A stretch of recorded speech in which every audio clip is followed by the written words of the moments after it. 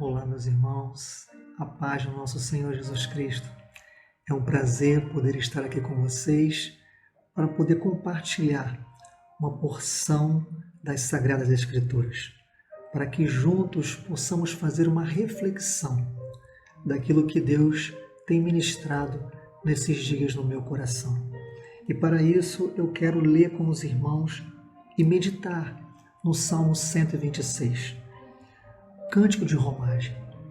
Nós sabemos que do capítulo 120 até o capítulo 134, o salmista, então desconhecido, vai nos trazer uma narrativa justamente daquele período de peregrinação, quando o povo de Deus, o povo de Israel, havia saído do cativeiro babilônico, depois de 70 anos de escravidão.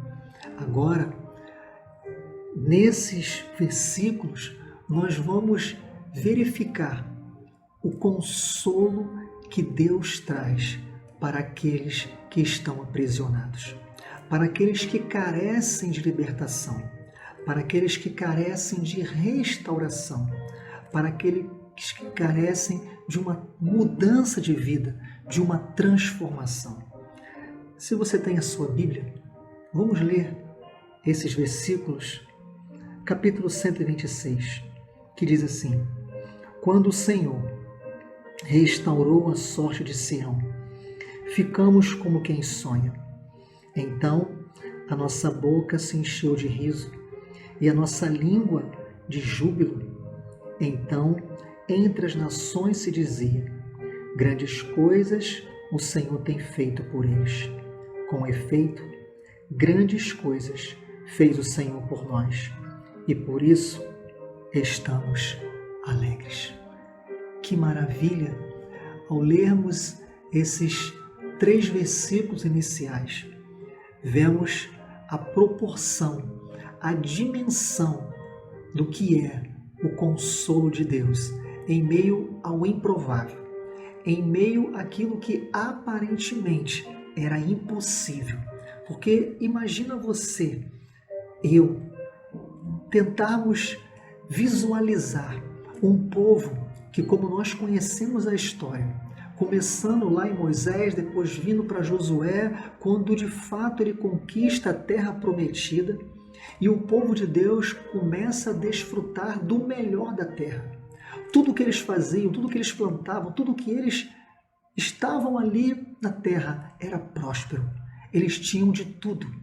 Mas a história também vai nos dizer, irmãos, que com o passar do tempo, mesmo eles desfrutando de todas as maravilhas que Deus havia entregado em suas mãos, esse povo, eles começam a se desviar do Senhor. Eles começam a se misturar com os povos pagãos. Eles começam a se contaminar. Eles começam a adorar a outros deuses. E Deus, que ama tanto o seu povo, nunca, jamais desiste do seu povo. Deus então envia os juízes, Deus envia os profetas, com o objetivo de trazer o povo de volta, de advertir o povo, para que o povo possa se voltar para Deus. O povo havia experimentado tantos milagres, a travessia do Jordão, a conquista de Jericó e tantas outras conquistas. Agora eles estavam de fato na terra, gozando do melhor da parte de Deus, mas eles se afastaram do Senhor. E a história vai nos dizer que, dado o momento, devido a essa situação, a começar pelo Reino do Sul, que é tomado pelo Império Assírico, é levado a cativo, e posteriormente o Reino do Norte, também pelo Império Babilônico, é levado ao cativo por 70 anos, como está escrito, relatado lá no livro de Jeremias, capítulo 25, que nos fala justamente sobre as condições que Deus ali trata com o povo e diz para eles que por 70 anos eles seriam escravizados pelo Império Babilônico. Agora você imagina esse povo que tinha tudo da parte de Deus e de repente eles se veem sem suas casas, suas famílias dilaceradas, suas vidas completamente destruídas. Agora o seu trabalho eles não mais colheriam os frutos para eles, para suas famílias, para o povo que estava à sua volta, mas o trabalho deles seria agora penoso. O trabalho deles agora seria com choro, com lamento, porque agora eles não trabalhavam mais para eles, agora eles estavam escravizados sob o jugo do Império Babilônico. Imagina para esse povo o sofrimento, a humilhação, o distanciamento que agora eles tinham, e quando eles se remetiam para tudo que eles haviam conquistado, que Deus havia entregue na mão deles, e agora eles estavam condenados. Não existia, humanamente falando, nenhuma possibilidade, nenhuma esperança, eles estavam algemados, acorrentados. Mas o Salmo vai nos dizer que, como se fosse um sonho, imagine você, muitas das vezes eu me pego sonhando acordado, diante das circunstâncias, diante das adversidades, dos enfrentamentos da vida. Quantas vezes eu paro e sonho acordado, e eu digo: ah, Senhor, será que é possível? Será que realmente o Senhor pode mudar essa situação? Talvez tenha sido dessa forma que esse povo, de repente, num abrir e piscar dos seus olhos, Deus usa o rei babilônico, o império babilônico, para baixar um decreto, e o povo tem a sua liberdade. Imagina aquela notícia chegando de encontro a eles. Eles ficaram eufóricos. Eles imaginam: será que nós estamos sonhando? Será que realmente isso é verdade? E o texto vai dizer que as nações que conviviam com eles puderam comprovar isso. Como diz aqui, com efeito, grandes coisas fez o Senhor por nós. E antes aqui fala: grandes coisas o Senhor tem feito por eles, testemunhando daquilo que Deus estava fazendo na vida deles. E como é maravilhoso poder ler esses versículos e constatar a grandeza de Deus, o favor de Deus, o amor de Deus, a proteção de Deus, o cuidado de Deus. Eles estavam em cativo, escravizados, porque eles haviam se afastado de Deus. Mas agora eles recebem a promessa do Senhor, Deus se volta para eles após 70 anos e agora eles são libertos. Imagina, as algemas caíram, as correntes caíram. Mas nós vamos ver que a partir do verso 4, quando o salmista diz: restaura, Senhor, a nossa sorte, como as torrentes do Negueb. E no verso 5, os que com lágrimas semeiam, com júbilo ceifarão. Quem sai andando e chorando enquanto semeia, voltará com júbilo, trazendo os seus feixes. Mas como restaura, Senhor? O versículo 1 vai dizer quando o Senhor restaurou. Se o Senhor já restaurou, mas imagina você, irmãos, uma pessoa que está num presídio e de repente ela tem a liberdade, ela está no portão de fora e ela se vê diante de um mundo à sua frente. Como é que essa pessoa de fato está, embora agora ela seja livre? Certamente essa pessoa está vulnerável, está enfraquecida, ela não sabe o que fazer diante da liberdade que está aos seus olhos.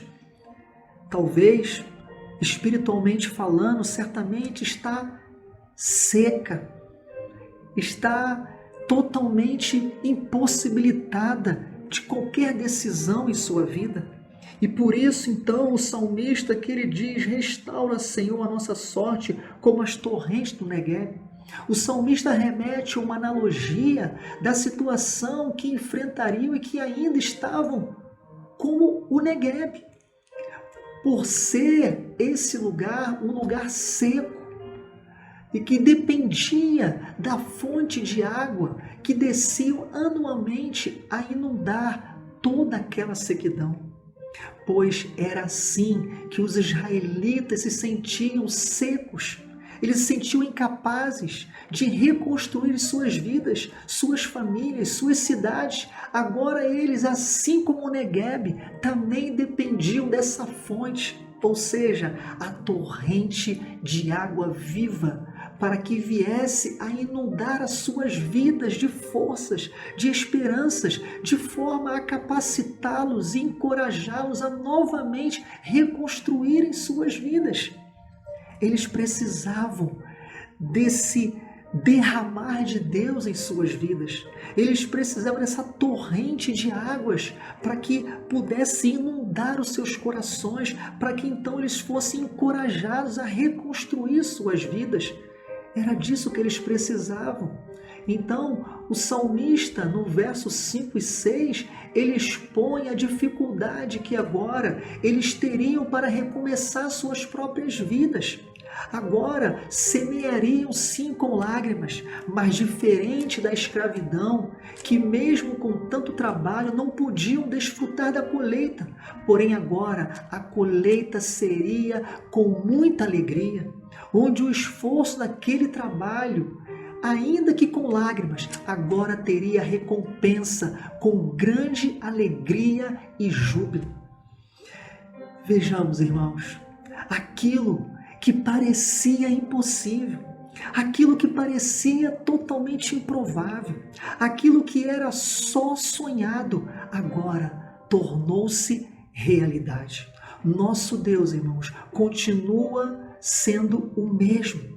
O nosso Deus continua sendo o mesmo. Não importa o tempo vivido no cativeiro ou o tempo de escravidão. Ele continua restaurando a alegria do seu povo a fim de ser adorado com exclusividade. Eu não sei como você está vivendo.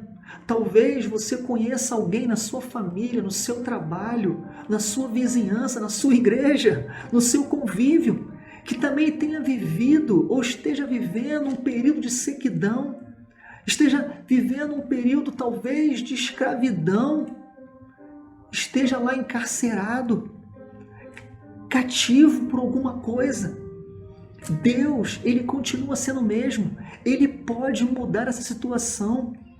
Estamos vivendo um período difícil, mas Deus quer restaurar a minha sorte e a sua sorte. Então, para nós finalizarmos essa nossa reflexão, que o tempo não nos permite avançarmos mais, eu quero aplicar 2 aspectos com relação a esse salmo que nós lemos aqui e temos refletido. O primeiro aspecto é quando olhamos para a nossa vida terrena. Aqui eles estavam vivenciando algo terreno. Eles estavam diante de uma situação difícil, seja no familiar, no religioso, no econômico, no político, no social e até no cultural.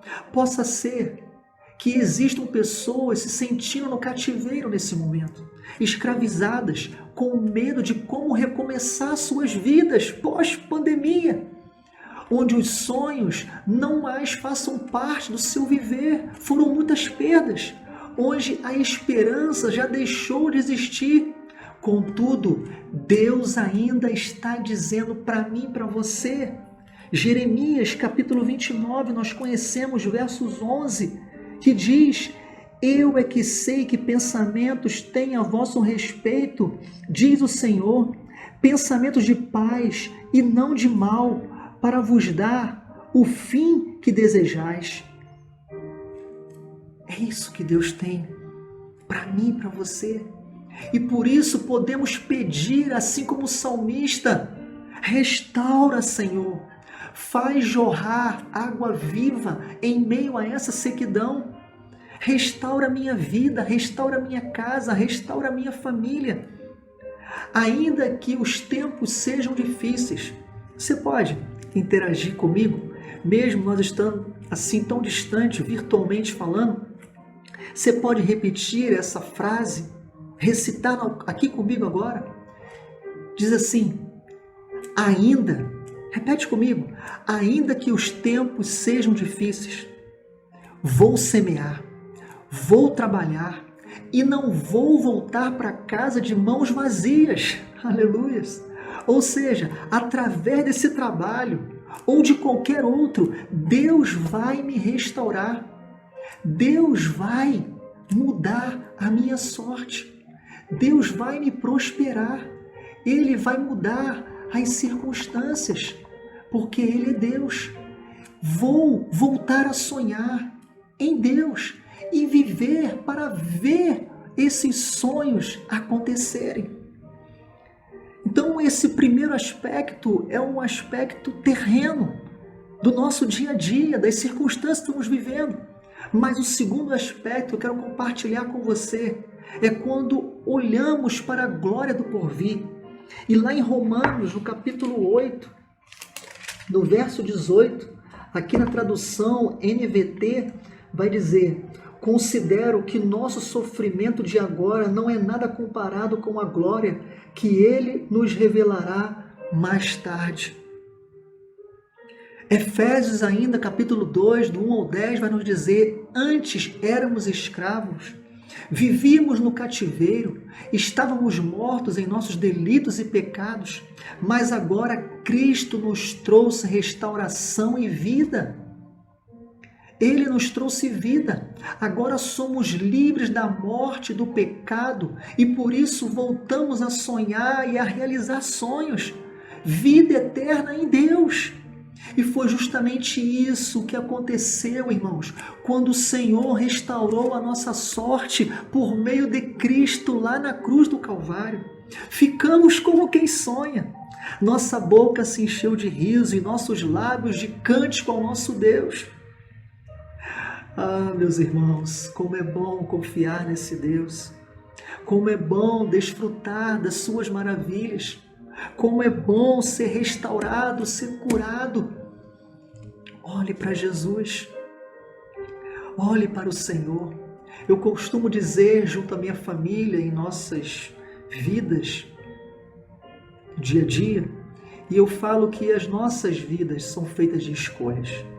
Eu comecei essa reflexão falando sobre a conquista de Canaã por meio de Josué. E termino fazendo menção da escolha que esse mesmo Josué fez lá no último capítulo, no capítulo 24 de Josué, quando ele disse: eu e a minha casa serviremos ao Senhor. Irmãos, que eu e você possamos meditar profundamente nesse salmo que fala o consolo para os que choram. Deus restaura a alegria do seu povo, independente das circunstâncias. Ele pode mudar essa situação, porque Ele continua sendo o mesmo. O povo estava escravizado, o povo estava em cativo, mas independente do tempo, do momento e da hora, Deus, Ele continua restaurando aquilo que se quebrou, aquilo que se desfez, Ele pode mudar. Deus abençoe, em nome de Jesus.